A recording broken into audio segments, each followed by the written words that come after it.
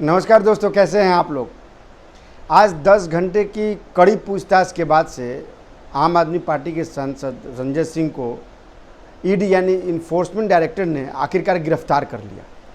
यह गिरफ्तारी कुछ यूं ही नहीं हुई है, इस गिरफ्तारी की एक बड़ी वजह है और इस गिरफ्तारी को लेकर भले ही राजनीति शुरू हो गई हो, लेकिन इस गिरफ्तारी के बहुत मायने हैं। आखिर क्यों संजय सिंह को गिरफ्तार किया गया, संजय सिंह ने ऐसा क्या काम कर दिया, क्या संजय सिंह ने वाकई कोई घोटाला किया है, क्या संजय सिंह पर संगीन आरोप हैं, क्या संजय सिंह ने पैसों की हेरफेर की है, या फिर संजय सिंह ने क्या किसी फॉरेन मनी का उपयोग या कि उनकी मदद से किसी और को इसका फ़ायदा हुआ है, क्या उसका इन्वॉल्वमेंट है। यह सारा डिस्कशन आज हम इस वीडियो में करेंगे, क्योंकि यह मामला बेहद संगीन है। इस मामले में जो ईडी ने अब तक दो तीन बड़े प्रोफाइल आदमियों को गिरफ्तार कर जेल भेज चुकी है, इसलिए यह मामला बेहद ज़रूरी है। और संजय सिंह आम आदमी पार्टी के मुखर सांसद हैं और राज्यसभा से हैं वो, और हमेशा विवादों में भी रहते हैं। विवादों से इनका चोली दामन का साथ है।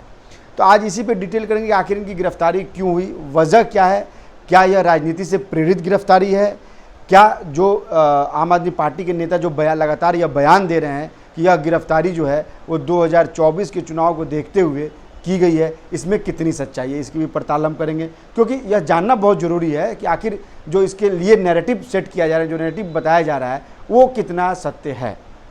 मैं बार बार ये कहता हूँ अपने दर्शकों से कि नैरेटिव और गलत इन्फॉर्मेशन में ज़मीन आसमान का अंतर होता है। नैरेटिव पॉजिटिव होती है और जबकि गलत इन्फॉर्मेशन जो होता है वो हमेशा एक प्रोपेगेंडा के रूप में आता है। तो क्या यह प्रोपेगेंडा फैलाया जा रहा है या वाकई इसके पीछे कोई बड़ा नैरेटिव है, आज हम इसी पे चर्चा करेंगे, इसको समझेंगे। क्योंकि संजय सिंह से 10 घंटे पूछताछ के बाद उनके घर पे सुबह में ईडी ने सबसे पहले छापेमारी की। उसके बाद के घटनाक्रम जो हुआ मैं आपको डिटेल में बताते जाता हूँ। पहले आप ज़रा इसको बड़ा ध्यान से सुनिएगा और अंत तक इस वीडियो को सुनते रहिएगा, तभी आप समझ पाएंगे कि आखिर इस गिरफ्तारी के क्या मायने और यह गिरफ्तारी क्यों हुई है। सबसे पहले आपको हम बता देते हैं कि आज सुबह सबसे पहले ये खबर ये आई कि सुबह जो है प्रवर्तन निर्देशालय यानी ईडी के अधिकारी जो है वो संजय सिंह के घर पे पहुंच गए। इसके बाद उन्होंने करीब 10 घंटे तक इनसे पूछताछ की, अपने पास ले गए, इनके पिताजी से पूछताछ की, सबको अपने साथ ले गए। इसके बाद से क्या हुआ कि इनको ईडी ने गिरफ्तार कर लिया। इनके घर में तलाशी ली गई, उसी दरमियान कई ठिकानों पर भी छापेमारी की गई और फिर संजय सिंह को ईडी ने गिरफ्तार कर लिया।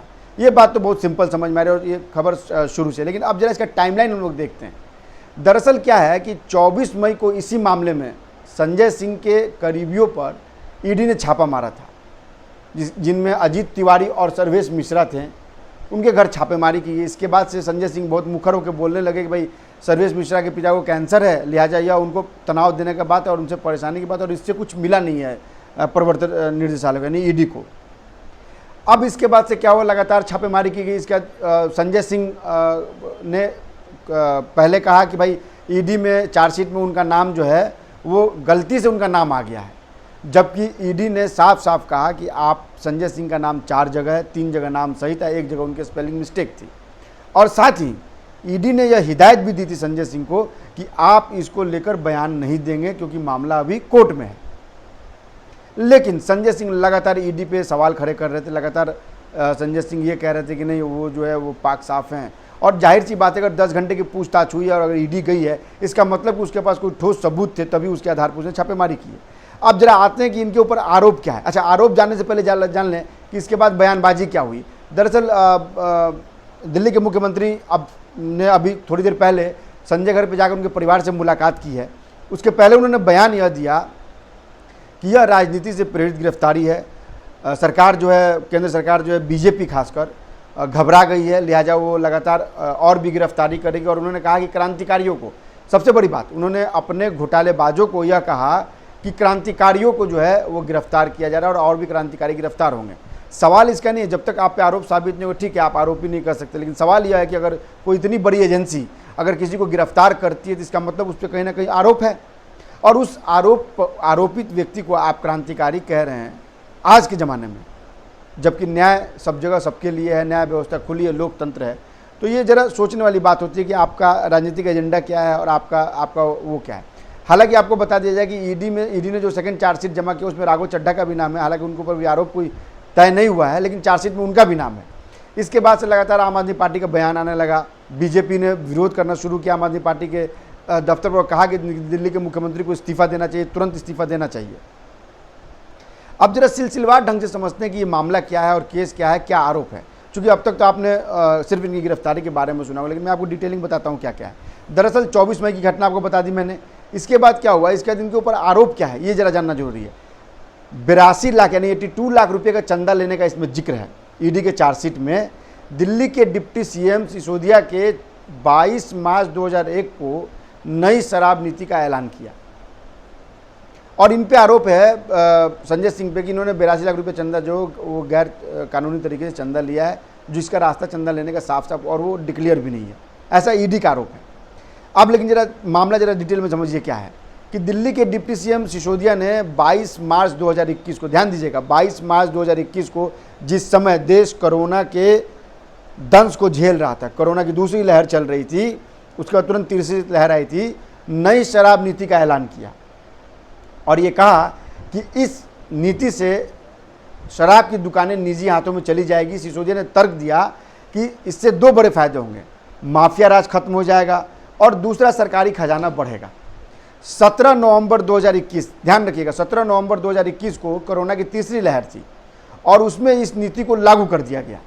अब जब ये नीति लागू हो गई, 2021-22 लागू कर दिया गया, इसमें शराब कारोबार जो है सरकार से बाहर हो गई और बिजनेस निजी हाथों में चला गया। बड़े बड़े डिस्काउंट देकर शराब की जमकर बिक्री की गई। इसमें खजाना तो बढ़ा लेकिन इसका विरोध शुरू हो गया। अब जो है दूसरा उसके बाद टाइमलाइन आई है। 8 जुलाई 2022 को दिल्ली के मुख्य सचिव नरेश कुमार ने नई शराब नीति में घोटाला होने का आरोप लगाया और उन्होंने इससे जुड़ी एक रिपोर्ट तैयार की और इस रिपोर्ट को इन्होंने एलजी वीके सक्सेना को सौंप दी। इसमें बताया गया कि सिसोदिया ने 3 रिटायर्ड अफसर, 9 बिजनेसमैन और 2 कंपनियों को फ़ायदा पहुंचाया है। कई लोगों पर इस पर आरोप भी लगे हैं कि उसके बाद इस पर जो लिखा गया कि लाइसेंसधारी शराब कारोबारियों को अनुचित लाभ पहुंचाया। उधर इसके बाद एलजी ने कहा कि उनकी और कैबिनेट की मंजूरी के बिना शराब नीति में बदलाव कर दिए गए। यह भी एक बड़ा संगीन आरोप लगा इनके ऊपर। इसके बाद क्या होता है, अगस्त 2022 को सीबीआई और ईडी ने केस दर्ज कर लिया। अब क्या हुआ इसके बाद से कि एलजी सक्सेना ने मुख्य सचिव की रिपोर्ट के आधार पर सीबीआई की जांच की मांग की। 17 अगस्त 2022 को जांच एजेंसी ने केस दर्ज किया। इसमें मनीष सिसोदिया, 3 रिटायर्ड सरकारी अफसर, 9 बिजनेसमैन और 2 कंपनियों को आरोपी बनाया गया। सभी पर भ्रष्टाचार से जुड़ी धाराओं के तहत केस दर्ज किए गए। 19 अगस्त को सिसोदिया के घर और दफ्तर समेत 7 राज्यों के 31 ठिकानों पर छापेमारी की गई। इस पर सिसोदिया ने दावा किया कि सीबीआई को कुछ नहीं मिला। इधर 22 अगस्त को ईडी ने सीबीआई से मामले की जानकारी लेकर मनी लॉन्ड्रिंग का केस दर्ज कर दिया गया। यानी सीबीआई भी केस का दर्ज था, तब तक इसको मनी लॉन्ड्रिंग का भी केस दर्ज हो गया। इसके बाद क्या होता है, 4 जुलाई 2022 को सरकार ने नई नीति को रद्द कर दिया। अब देखिए, सरकार को जब नीति इतनी अच्छी थी तो भाई आपको रद्द करने की जरूरत क्या थी। विवाद को देखते हुए 28 जुलाई 2022 को दिल्ली सरकार ने नई शराब नीति को रद्द कर दिया। फिर से पुरानी नीति लागू करने का फैसला किया गया। 31 जुलाई को सरकार ने कैबिनेट नोट में बताया कि शराब की ज़्यादा बिक्री के बाद भी सरकारी कमाई कम हुई है, क्योंकि खुदरा और थोक कारोबारी के शराब के धंधे से हट रहे थे। अब देखिए, एक नया बहाना इसमें डाल दिया गया और पुरानी नीति को लागू कर दिया गया। तब तक जिसको फायदा लेना था वो तो ले चुका था। अब देखिए इसमें क्या हुआ कि 8 नवंबर 2022 को सीबीआई ने कोर्ट में बताया कि दिनेश अरोड़ा सरकारी गवाह बनने को तैयार है। दिसंबर 2022 को ईडी ने अमित अरोड़ा की रिमांड रिपोर्ट में बताया कि आप नेताओं की ओर से विजय नायर और दूसरे लोगों को साउथ ग्रुप ने 100 करोड़ की रिश्वत दी थी। इसके बाद 11 दिसंबर 2022 को सीबीआई की टीम ने हैदराबाद में के कविता के घर पे उनसे पूछताछ की। 22 दिसंबर को ईडी ने चार्जशीट में दावा किया कि कविता के मालिकाना हक वाले ग्रुप ने विजय नायर को 100 करोड़ की रिश्वत दी थी। फरवरी 2023 सीबीआई ने सीए बुच्ची बाबू गोरतला को गिरफ्तार किया और माना जाता है कि गोरतला कविता का अकाउंट संभालता था। माने इसमें तेलंगाना के सीएम की बेटी कविता का भी नाम आया। अब आप देखते जाइए। 7 मार्च 2023 को ईडी ने हैदराबाद के कारोबारी अरुण रामचंद्रन पिल्लई को गिरफ्तार किया। पिल्लई ने ईडी को पूछताछ में बताया कि कविता और आम आदमी पार्टी के बीच एक समझौता हुआ था। इसमें कविता की कंपनी इंडो स्पिरिट्स को दिल्ली के शराब कारोबार में एंट्री मिली थी। ये पूरी कहानी मैं आपको बता रहा हूँ, उसको ध्यान से बड़ा सुनना होगा। 5 फरवरी 2023 को सीबीआई ने सिसोदिया को गिरफ्तार किया। सिसोदिया के पास एक्साइज डिपार्टमेंट था, इसलिए उन्हें कथित तौर पर घोटाले का मुख्य आरोपी बनाया गया। कई बार पूछताछ के बाद एजेंसी ने 26 फरवरी को उन्हें गिरफ्तार कर लिया। फिलहाल वो जेल में है, बेऊर जेल में है। सीबीआई ने सिसोदिया पर आरोप लगाया कि एक्साइज मिनिस्ट्री होने के नाते उन्होंने मनमाने और एक तरफे फैसले लिए, जिनसे खजाने को भारी नुकसान पहुंचा और शराब कारोबारियों को फायदा हुआ।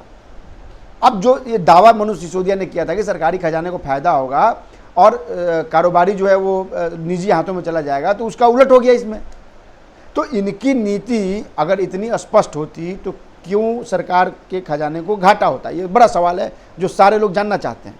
इसके बाद आइए, इसके बाद क्या हुआ? इसके बाद ये घटनाक्रम में अगर आप देखेंगे तो ये लगातार जो है यह केस जो है लगातार बढ़ते जा रहा है। इस केस में लगातार जो है, अब देखिए 17 अगस्त 2022 को पूरी टाइम लाइन समझ लीजिए। 17 अगस्त सीबीआई ने आबकारी नीति में सिसोदिया और 13 अन्य लोगों के खिलाफ एफआईआर दर्ज कर एलजी का सक्सेना को जांच के आदेश दे दिए। 19 अगस्त को सीबीआई ने मनोज सिसोदिया और आप के 3 अन्य सदस्यों के आवास पर छापा मारा। 22 अगस्त को ईडी सीबीआई के से मामले की जानकारी लेती है और मनी लॉन्ड्रिंग का मामला दर्ज करती है। जो मैं आपको सिलसिलेवार बताया उसको मैं एकजुट करके आपको एक जगह बता रहा हूँ। 30 अगस्त को सीबीआई के पीएनबी में बैंक लॉकरों की तलाशी ली गई। 27 सितंबर को आप प्रवक्ता विजय नायर गिरफ्तार होते हैं। 28 सितंबर को ईडी ने कविता का सॉरी माफ़ कीजिएगा 28 सितंबर को ईडी ने कथित दिल्ली शराब घोटाले के आरोपियों के शामिल शराब कारोबारी समीर महेंद्र को गिरफ्तार किया था। 16 अक्टूबर को सीबीआई ने मनीष सिसोदिया से पहली बार 9 घंटे पूछताछ की। उन्होंने दावा किया कि पूछताछ के दौरान उन पर आम आदमी पार्टी छोड़ने का दबाव बनाया गया, ऐसे सिसोदिया ने आरोप लगाया था। 10 अक्टूबर को सीबीआई ने अभिषेक बोडनपल्ली को गिरफ्तार किया।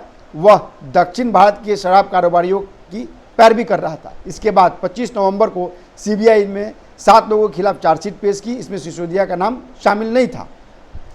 इसके बाद 30 नवंबर को मनीष सिसोदिया के करीबी और अमित अरोड़ा को गिरफ्तार किया गया था। ईडी ने तेलंगाना के मुख्यमंत्री के चंद्रशेखर राव की बेटी एलसी कल्वकुंतला कविता को नामजद इसमें किया। 14 जनवरी 2023 को डिप्टी सीएम सिसोदिया के ऑफिस पर रेड, कंप्यूटर जब्त किया गया। 19 फरवरी को सिसोदिया से पूछताछ के लिए बुलाया गया, लेकिन वो नहीं गए और कोर्ट और तारीख पर पूछताछ की बात कही। उसके बाद का सिलसिला तो आपको पता है, इसका सीबीआई ने इनको गिरफ्तार कर लिया और सब कुछ हो गया। ठीक उसी तरह लगातार इसके बाद से आम आदमी पार्टी जो है वो लगातार जो मुकर वो कर रही है कि सिसोदिया को इसमें फंसाया गया है, सिसोदिया को ये किया गया, सिसोदिया को वो किया गया। लेकिन इन सब के बीच जो बड़ा सवाल ये उठता है कि आखिर ईडी के पास सबूत है तभी तो उसने गिरफ्तारी की है। ये समझने वाली बात होगी। लिहाजा क्या है कि संजय सिंह का भविष्य जो है वो ईडी के हाथ में। अरविंद केजरीवाल मुमकिन है, मुझे जो मेरा अपना अनुमान है, मुमकिन है कि कुछ दिनों में अरविंद केजरीवाल से ये पूछताछ हो सकती है, जो कि दिल्ली के मुख्यमंत्री वही हैं, और मुमकिन है कि उनकी गिरफ्तारी भी हो सकती है। जिस तरह जितना बड़ा घोटाला यह माना जा रहा है और जिस तरह से लोगों के पैसे का दुरुपयोग किया गया और जिस तरह से लोगों को बरगलाया गया और जिस तरह से कुछ लोगों को फायदा देने के लिए इतना बड़ा काम किया गया कि कोरोना काल में जहां देश परेशान था वहाँ नई शराब नीति को लेकर लोगों के पैसे को रिश्वत के रूप में देना और लेना, चंदा के रूप में पार्टी में लेना और देना, ये कितना जघन्य अपराध है इसका अंदाज़ा आप लगा सकते हैं। आप हमारे वीडियो को लगातार देखिए, सब्सक्राइब कीजिए और कमेंट भी कीजिए, क्योंकि हम लगातार इस खबर पे आपको अपडेट देते रहेंगे। हमारे सूत्र ईडी में मौजूद है, मैं खुद लगातार सभी लोगों के संपर्क में हूँ। जैसे जैसे जानकारी आएगी मैं आपको अपडेट करते रहूँगा। लेकिन आप मेरे वीडियो को लगातार देखिए, सब्सक्राइब कीजिए और कमेंट्स भी जरूर कीजिए। नमस्कार।